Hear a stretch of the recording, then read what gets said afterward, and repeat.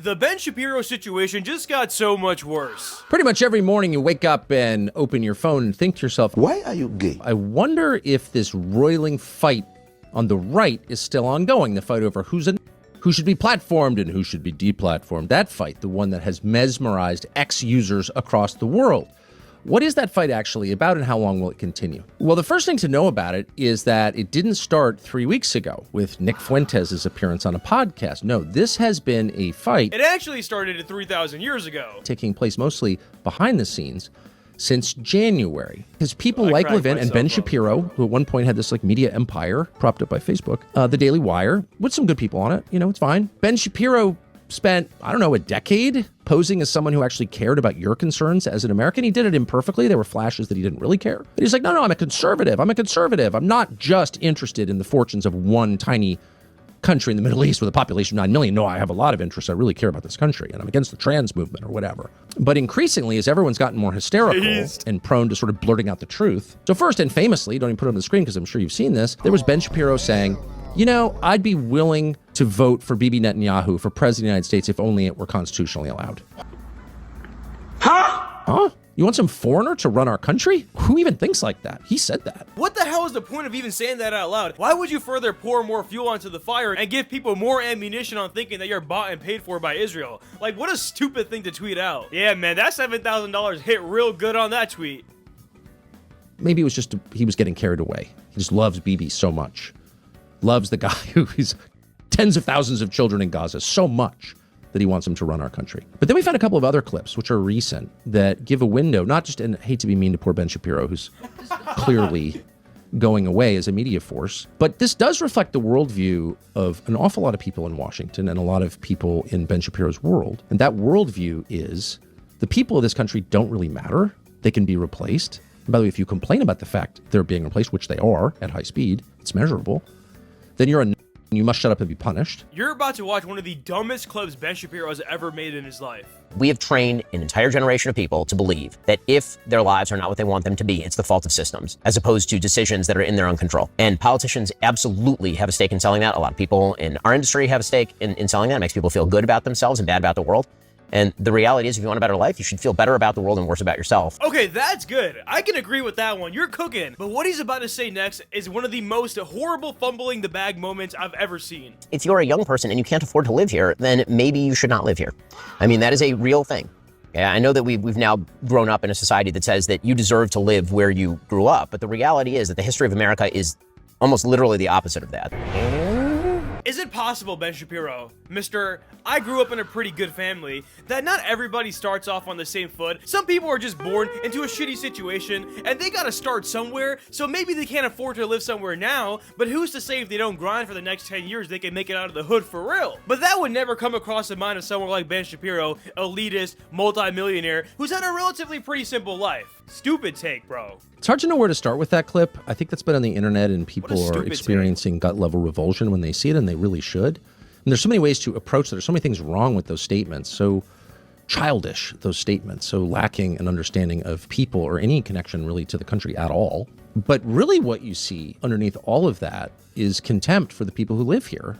You have no right to live in the town where you were born just because your parents are buried there. Your ancestors built the town? Who do you think you are? Imagine feeling that way about someone in your own country. Imagine having that level of contempt for a fellow American. You don't even know anything about the person. It's young people. They're not entitled to live where they want. They'll live where BlackRock tells them they can live. Yo, God forbid a brother tries to make it out of the hood, bro. Not on Ben Shapiro's watch. The only place you're going out of the hood is back into the country you came from, according to Ben Shapiro. It's like, whoa. If you had a thought like that, I've had some ugly thoughts. I just admitted having some ugly thoughts. Boy, I would try and push it back and not express it. Ben says it without any embarrassment because he means it. That's exactly right, because he means it. I don't think that you can win a popular debate with that attitude. Irrespective of the content of your sentence, people can feel the loathing that the speaker has for them. Ben Shapiro just does not care about you at all, is not even pretending to care about you. So again, it really doesn't matter what he's selling. That guy is not going to make the sale if people are free to buy whatever they want. Here's another clip that makes basically the same point that is in some ways even more disgusting maybe less well known. Here's Ben Shapiro telling you that if you ever want to retire, stop working to pay off your 50 freaking year mortgage. You own the house, really, for 50 years. Okay, no, I'm renting it. I'll be 90 by the time I pay it off, which of course I won't because I got all kinds of other loans too. So if you complain about that, if you had these dreams of like working really hard and retiring, how dare you? How dare you? Here's Ben Shapiro. What Ben Shapiro says next is one of the most out-of-touch, imbecile things I have ever heard in my life. Like, this is actually getting me heated up right now. No one in the United States should be retiring at 65 years old. Frankly, I think retirement itself is a stupid idea unless you have some sort of health problem. It's totally insane that you believe that you should be able to work from the time that you are essentially 20 to the time that you are 65, which is a 45-year period, pay in, and then you will receive Social Security benefits sufficient to support you and your family, you and your wife or whatever, for like another 20 years.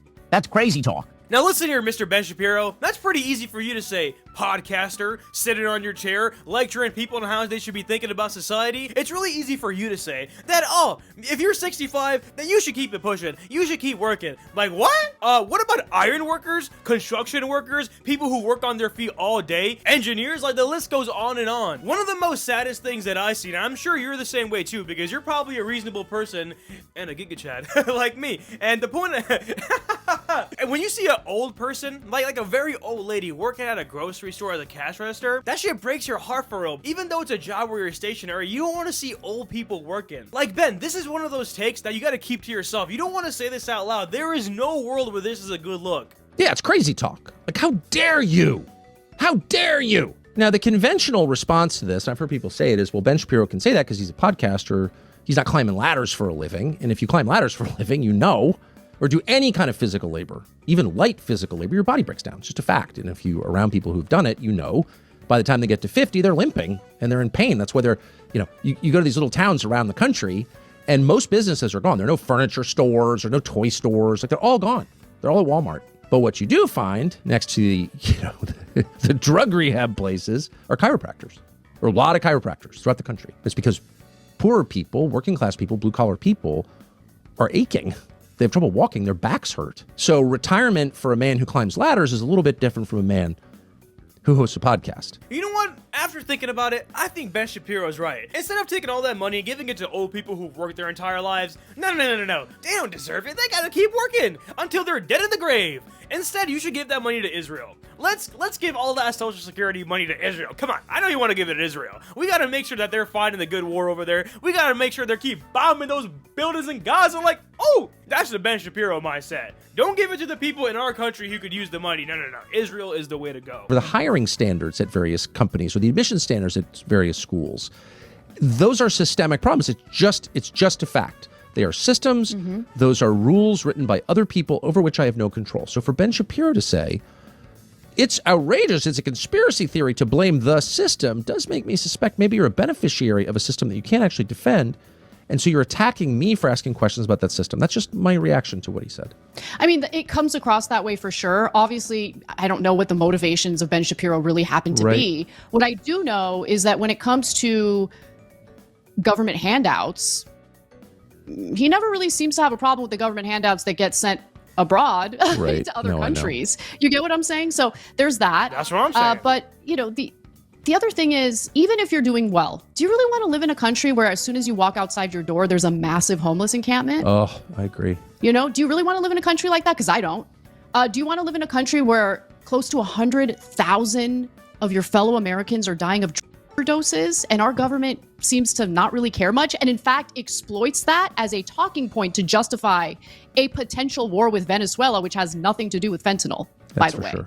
I know. Ben Shapiro, I'm not angry, I'm just disappointed. Because this is one of the most saddest downfalls and crash outs I've seen in my life, man. I miss the old Benjamin, straight from the soul Benjamin, that 2016 Benjamin. You know what I'm saying? Like, where is that Ben Shapiro at? Where did bro go? Who is this new person who's shilling out our money for another country, and now all of a sudden he's talking shit about our own citizens? Because I find it so hard to believe that this is the same person who used to be so logical and reasonable, and he was the voice of the people at one time. Like, Ben Shapiro was really a real one. And now all of a sudden he's become this entity that is so against every single normal American. It's so weird. Like, I don't know what's going on. But hey, man, I guess a wise man once said, you either die a hero or live long enough to become a villain. On some Batman-ish. But let me know what you guys think in the comments below.